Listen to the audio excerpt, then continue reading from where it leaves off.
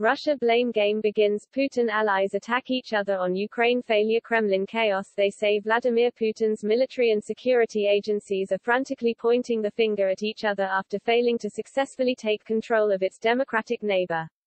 Moscow launched an invasion of Ukraine on February 24 with the expectation of overthrowing the government in a matter of days. But more than a month after the conflict broke out, there is now evidence Russian forces are being forced to retreat and reassess their military aims.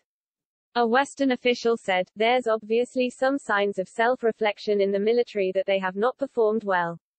There is equally quite a lot of self-reflection in the intelligence service that they misjudged catastrophically the Ukrainian national mood."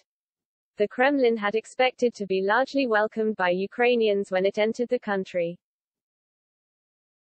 And it is understood they were taken back by the hostility they were met with. Another Western official said the blame game had led to Russians turning on each other for the catastrophic failures. That's happening between agencies and between levels, they said.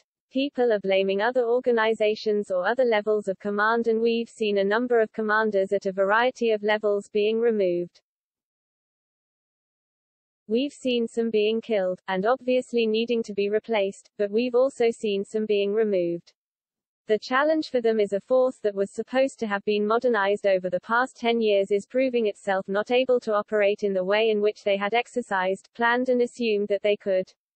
I think we're now back into this strategy of attrition, and the learning of this will probably take some considerable time for them to adapt and change. Earlier today Russia said it would sharply scale back military activity around Ukraine's capital Kyiv and the northern city of Chernihiv. Meanwhile, Russian forces have maintained their offensive on Mariupol with continuous heavy shelling of the city. While Western leaders have warned against being too hopeful of a breakthrough, there is hope. It is proof Moscow realizes it is unable to secure its original strategic objectives. This is not a ceasefire, but this is our aspiration, gradually to reach a de-escalation of the conflict at least on these fronts, Vladimir Medinsky, head of the Russian team, said in an interview with the TASS news agency.